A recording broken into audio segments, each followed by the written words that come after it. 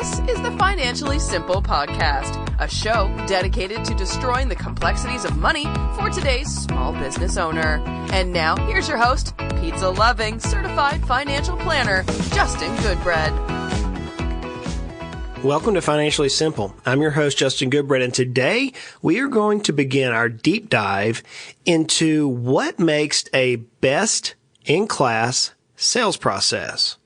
Now, as you are aware, we are in the middle of a long series on growing the value of our company. One of the 8 major key areas of our company is sales. However, to grow the value of your company, you must understand what it means to be a best-in-class sales process or team or division or whatever your company has. So over the next few episodes, we're going to begin analyzing the key components as to what makes a company's sales processes best in class. Today's episode is titled, What is Best in Class Sales? So let's start with the basic question, and that is, what is sales anyways, right? What is sales? We use this term all the time. Well, I have a sales department. I just made a sale. What does it mean?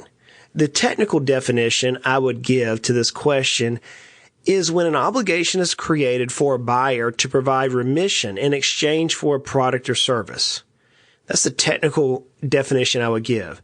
Now, in my financially simple mind, I would say sales is the process of providing goods or services to some other for the form of a payment. So I don't necessarily say it's for money, because sometimes we sell things not for money. We make exchanges. So you have bartering systems. So the way I say it is sales is the process of providing goods and services for some other form of payment.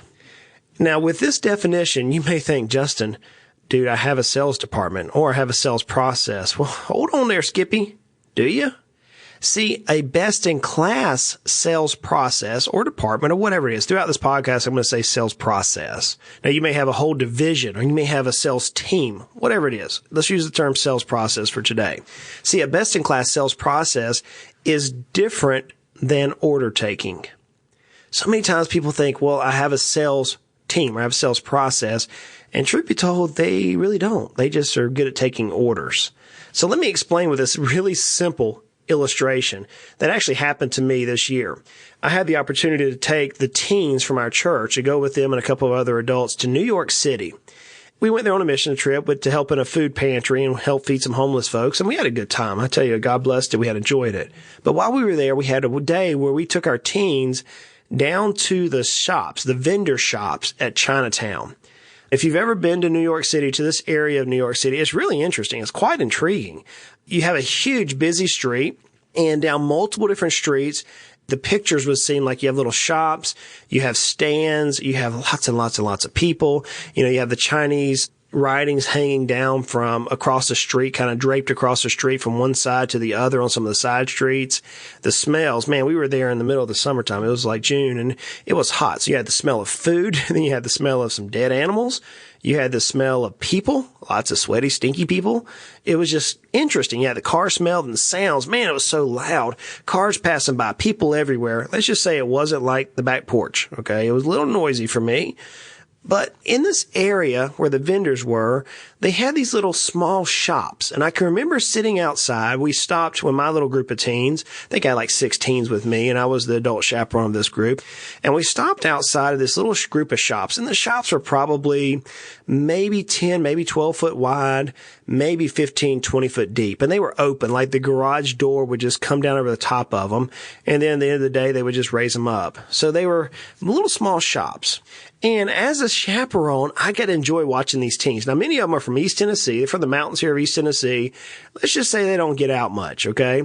It was fun to watch these big wide eyes of our teens from Tennessee in the big city, the Big Apple, as they were going down through Chinatown with a lot of people who don't look like them and don't talk like them. Maybe my daughter, she looks more Filipino than I do, obviously. She has a Filipino from her grandma in her, and she looked a little bit darker. But you had Chinese people, and you had African Americans, and you had just people from all over the United States, all over the world. It was really a cool thing. I enjoyed it. I love culture. So I was sitting back watching the teens, and they would go into one group. The boys would go in one, or the girls and guy would go in one. They were kind of in these 2 or 3 different shops. And I noticed that there was actually 2 different approaches to the way these proprietors engaged in the art of selling. I think I can use this example to drive home the point that many times businesses actually don't have a sales process or a sales division or a sales department. So let me lay it out for you this way. In one particular proprietor, I watched as a little old Chinese lady, I assume, just based on their appearances. She was gray-headed, fingers. You could tell this lady had worked really hard her whole life. She had a pleasant smile and her eyes glistened. It was just a beautiful individual, just a really pretty creation God made. She was standing behind the counter. Her eyes just lit up as these kids walked in, and she sat behind the counter. She smiled. Very pleasant, kept her hands almost like I do when I talk on YouTube. She kept her hands almost like fingertips touching fingertips. Very centric in her appearance. Just somebody's grandma. Just a pleasant individual. She sat behind the counter, and I watched the girls walk in, and they asked her a question. In her decent English, she responded. And then the young ladies, it was pleasant. It wasn't anything outlandish. They walked out. And then I watched the boys walk in, and they engaged in a little bit of dialogue, but it was the customer engaging the little lady there. And then one of the boys bought something. I think it was a pair of sunglasses or something. And then they walked out. So that was the order taking. She really wasn't engaged. Now, directly opposite her, right beside her, there was another attendant. Now, this gentleman, obviously much younger, he was full of vim and vigor. I mean, the guy was just very boisterous, just not in an ugly way, just really cool. I'm going to put him probably mid-30s, maybe early 40s, a little bit of salt and pepper coming into his hair. He was Chinese. I actually had a chance to speak with him. He was of Chinese descent, but he was out front. He was out in front of the store. And as people walked by, he was saying hello. I actually heard him say the word hello in what I could detect 4 different languages. As he was seeing people, he would actually greet them in their own native tongue, albeit probably not exactly the way I would say hello, welcome, like from East Tennessee, hey, how you doing? But he would say hello nonetheless. And he would smile, this big smile the size of Texas, just grinning from ear to ear. And he would say hello, and you couldn't help but just smile at the guy. I mean, he just made you happy. Even people with a bad day, whenever he would just greet them, I watched people who just seemed like life was just over, and they would just start grinning. They would just smile. And then he would target the people as they walked by. So when the girls walked by, he spoke to them about jewelry. He said, girls, you've got to come see my jewelry. I have got this on sale. And he began using very interesting language. And what happened? He escorted the girls right into the store, and every one of the girls ended up buying a piece of jewelry. Now, it wasn't a very expensive piece of jewelry, but nonetheless, he was able to sell a piece of jewelry to every one of those young ladies. And then I watched the guys who were following the girls about 5 minutes, and I'm just sitting out in front of the stores watching all this transpire as I'm keeping an eye on the kids. The boys walk out of the little old lady store. Again, I'm not trying to be derogatory. She just was cute as a picture. They walk out of there, and they meet this gentleman, this guy bigger than life, greets them and says, guys, I've got some cool sunglasses, and you got to check out my cologne. Come here, let me show you. And he was able to walk the boys in the store, not in an ugly way, not in a belligerent way. He would never raise his voice. He was not overly aggressive, but he ended up selling something to each of the boys. See, there were 2 different approaches there that I was able to watch.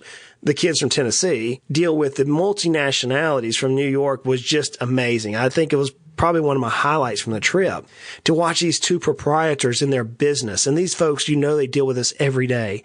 To watch them and see that you had one individual, the little old lady, who no doubt had seen the world, seen many things in her lifetime, but she waited patiently. That was her mannerism. She was an order taker. Whenever she was spoken to, she would speak. But other than that, she was not engaging. The other gentleman, he was out front moving around. Now, age had something to do with it. I'll give you that. But nonetheless, the picture is still there. He was out engaging, greeting, and custom marketing to each individual person. See, the second attendant had the makings of a best-in-class sales process. And I say makings because I'm not sure about the entire process. I'm not sure about his start to finish. I only know what I saw. But for our businesses, we can engage in best-in-class sales. You are listening to Financially Simple, destroying the complexities of money for today's small business owner. So that leads me to the question, what does it mean to have a best-in-class sales process? So I'm going to give you 10 points. This is not an exhaustive list by measure. These are just 10 points that I honestly see in businesses that value higher than their peer competition. So best in class, we want to go there because we want our companies to increase in value. And remember, if we go way back in our introduction to the series, we don't have to increase revenue to increase the value. It's about working on the systems. So now we're going to talk in detail through these next period episodes on the systems of the sales process. So let's dive into a large meta-narrative, the top 10 things that I see. You may have some others, but these are the ones that I see would help qualify you for a best-in-class sales process. So number one, the process must have clear, concise, and reasonable sales goals. And this is a part of your strategic planning meeting, which we just covered. But you have to have clear. They have to be crystal clear what you're trying to achieve. They have to be concise. They can't ramble on like I do on this podcast. They can't be 20 minutes of long-winded. Here's what we're trying to accomplish. You're dealing with maybe 5 words, maybe 6 words, crystal clear and concise. But they have to be reasonable. See, so many times I've read lots of material as I went through my studies on the CVGA, Certified Value Growth Advisor. And I read lots of information, and so many times people would say, well, make your sales goals monumental. Make them so hard you can't achieve them. I don't know if I agree with that, because then you go into the psychology of failure if you never can achieve your goals. I like the term BHAG, big, hairy, audacious goals. I think everybody should have one big, hairy, audacious goal. I heard somebody the other day say that he wanted his particular company to be featured on the Super Bowl ads. Like, well, that's a big goal. I heard another individual, this is a national icon, he said that whenever he dies, he wants his birthday to be a holiday. That's a big goal, okay? So that's a big, hairy, audacious goal. But for most of us, our sales goals have to be clear, concise, and reasonable. They have to be somewhat achievable. They have to be. If not, then you're going to lose motivation amongst your team. You're going to lose motivation amongst your sales personnel, amongst your marketing division, amongst your whole company, okay? Number one, you have to have very clear, concise, and reasonable goals. And this comes out of your strategic planning meeting. We talked about that. We talked in detail about strategic planning. This is where the rubber hits the road. So you have to have clear, concise, and reasonable. Then number two, you should be achieving your sales goal on a regular basis, not on a consistent basis. You shouldn't be able to hit your sales goals every time. If you do, then your goals are too low. And you shouldn't have a failure rate on your goals every time. If you do, then your goals are too high and they're unreasonable. But you should be achieving your goals on a regular basis. And you say, Justin, what's the percentage rate? I wish I could give you saying that, you should achieve them 60% of the time. I actually found studies that give it for different industries. But it's hard to do it in a podcast to say that, hey, the landscaper who's out cutting grass or spraying chemicals, keeping weeds, doing irrigation should have the same conversion ratio as the professional doctor who owns a business. Maybe they're doing MRIs on a regular basis. It's just two different areas. My point is this, though, is that you should be achieving your sales goals on a regular basis. And if your particular industry, you can look and see what that regular basis is. The third thing is, in a best-in-class sales process, is every employee within your organization should be able to clearly articulate the company's competitive advantage. Now, we're going to talk about competitive advantage going forward. We talked about it in the past episodes. But every team member, every employee should be able to clearly articulate what the company's competitive advantage is. And that is vital. That's important for the company, and that's important for a best-in-class sales process. The fourth thing that we look at is the sales team should be providing regular feedback information in the form of feedback to the marketing department. And you're like, Justin, that's a given. Well, you would think so. But man, I can't tell you how many times I see the sales process and the marketing process disconnected. They don't talk. The marketing is what fertilizes, what gets the soil loosened up so you can actually plant. And they're actually planting, and the sales process is the reapers, the one who's out there trying to actually harvest the produce coming off your plants. I tried to grow a garden in my rocky soil in East Tennessee. There's a song that says corn don't grow all on rocky top. Ground's too rocky by far. I'm finding that out. I have tried so hard, and I have a horticulture degree. A lot of it has to do with time. I want to go out there and slap some plants in the ground and go back and reap the harvest. I know that's not how it works, but that's what I've been dealing with. But whenever I can grow, whenever I can dedicate time, I can get some produce. I love it. So I know that I can go out and I can get the soil just right. The pH has to be perfect. It has to be a little bit more acidic for some good tomatoes. It has to be a little bit more alkaline for some other plants. So I can get the soil just right, and I can keep the weeds out of it. I can keep it aerated, keep it soft and gentle where the water can get down to it, but not too soft so that the roots don't dry out. See, I know how to do it all. That's marketing, friend. And marketing is even somewhat planting the seed. I can even get the small tomato plants or the small cucumber, zucchini, whatever it is. I can get those in the ground.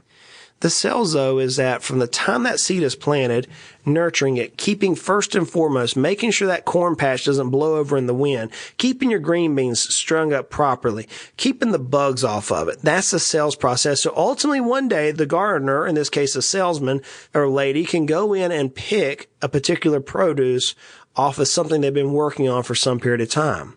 See, your sales team has to be given feedback. If the produce is not growing, then the marketing department, in this case, the farmer, needs to know why it's not growing. That's the marketing department. So many times that's missed. So that's number 4. Number 5, a sales process should be able to win big deals without having to reduce margins. I heard somebody the other day, they said, Justin, I just got the biggest contract in my life. I said, great. Is your margin the exact same or is it higher? And they said, what do you mean? I said, well, how much did you have to cut your price? Oh, I'm working a lot, but I'm not making as much money as I am on the smaller ones. And I said, you've got a problem. Your sales process should be able to win big deals without having to reduce your margin. Now, that has to do with marketing. That has to do with brand awareness. Do you think Apple, I like to use them because they're now like the $1 trillion company, right? Do you think Apple is going to cut their price because you go in and haggle? No, the price is what the price is. So your sales process has to be able to win big deals. Now, you say, Justin, if Apple's going to sell 10,050 phones to the country of Zimbabwe, then they're probably going to get a discount. Could be. That very well could be. But I bet the margins on the overall company is not going to decrease because of that one big sale. Don't even know where that came from. I haven't read anything with Zimbabwe in it recently.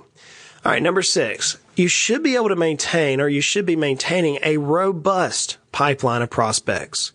So many times we, as order takers, will get the name of somebody when they call into us and we'll follow up with them once or twice. That's not a maintenance program for prospects. A robust line of prospects means that we know who are our target market. We know that there are 50,000 school-aged children in Knox County, Tennessee, if I'm trying to sell backpacks. And I should know every parent. I should know every zip code. I should know where every house is with those parents. And I should have a way to get my backpacks in front of those parents, whether it be through whatever type of marketing program. But I should be maintaining a robust line of our prospects. And then whenever those parents call in the first time and they refuse to buy or they don't buy that backpack, then now I'm prepared to follow up strategically with them as to keep that backpack front and center. And remember, we automatically have the biggest and the best. We know our competitive advantage. So we've got to be able to get that backpack consistently in front of those individuals who may have had shown a little bit of interest. And so that's number 6. Number 7, your sales process should be able to provide, here's a key word, predictable revenue forecasts. Predictable. You should be able to look at your sales funnel, the sales pipeline, whatever you want to call it in your industry, and see here's how much revenue we should close, or here's how much new revenue we should receive in X period of time. Now, for each industry, it's going to be different, but we should be able to forecast out how much revenue we're going to receive in a predictable format. Number 8, the sales process has low turnover rates. Now, you could apply turnover rates to a number of things. You could apply it to your employees. You could say your sales team has low turnover rates. You could say your customer base has low turnover rates, which is number 9. You have minimum customer attrition. So number 8 and number 9 can roll together. I'm going to say number 8 is low turnover rates refer to your sales team. And number 9 is you are not losing a lot of your customers. You have repetitive customers in place for your organization. And then number 10. Your sales company is working as a team versus every person an island. I was actually interviewing somebody to come work in our Heritage Investor company. We need some help. And I was interviewing an individual who works for a large life insurance company. And I'm going to leave him unnamed because I just don't like to bash people. But he said, Justin, I feel like I'm in my own world. And whenever I come in, I have to look at the other salespeople who are selling life insurance. I have to look at them because they're trying to take my customers. In fact, they have taken my customers. One of my customers called in trying to seek for me, and one of these other salespeople told them that I was selling the wrong product and they needed to do something differently, and they took my client. That is not healthy. That's bad. So in your sales division, your sales process, you have to work as a team. And candidly, folks, many times it's not even just the sales process. It could be a rank and file employee who's on the front lines. Maybe it's a service tech who's out servicing a repair business somewhere, and they say, hey, you might need a new refrigerator. Cool. Let me introduce you to our salesman, Fred, or sales lady, Sally, or salesperson, Sam, whatever the vernacular you want to use there. But every person has to work as a team. And friends, that's 10. Those are 10 key attributes that I see in best-in-class sales companies. So with that, how does your company stack up? Do you have those 10 attributes? Or maybe you're just practicing as an order taker, like that sweet little old lady I watched in New York. Maybe you're just waiting on somebody to come in and tell you exactly what they want, then you fulfill an order. Or maybe you're just that individual out front who's doing everything they can to get a sales taken care of, but there's really no process to it. Yeah, you know your competitive advantage, but you're missing some of that low turnover, and you don't know who your prospects are. Friends, if you're going to grow the value of your company, you have to grow. You have to build a robust, a top-notch, a best-in-class sales process. And with that, guys, I'm going to invite you to check out this on financiallysimple.com and sign up for our newsletter. Our newsletter is rocking. We have tons of people signing up for it. I can't go a day without someone saying, dude, I read your newsletter. That's pretty good stuff. If you haven't signed up for it yet, check it out, financiallysimple.com. The homepage, if you want to go there, says sign up for our newsletter. And there's thousands of people who are receiving this thing now. And I'm going to invite you to go onto iTunes, Stitcher, Spotify, wherever you're listening to the podcast, and give us a rating on it. Let us know what you think about it. I'm doing my best to get better at these. Someone told me the other day, Justin, you're getting really good at these podcasts. It actually makes sense now. I'm like, cool, sweet. I heard someone say you have to do 200 episodes before you really know what you're doing. I don't know about that. I sometimes feel like I still don't know what I'm doing. But, hey, if you like the show, give me a thumbs up, leave us a review, and share the show if you like it. If you don't like the show, do me a favor, share it anyways. Hey, like I say every week, life is hard and life is good, and life can be frustrating. It can. Money doesn't have to be. Let's continue to make our lives at least financially simple. Y'all go out and make it a great day. You have been listening to the Financially Simple podcast. The information in this show is for informational purposes only. This show is not investment advice. Instead, seek help from a competent financial advisor. Justin Goodbread, CFP, is an investment advisor representative of Heritage Investors, a registered investment advisor.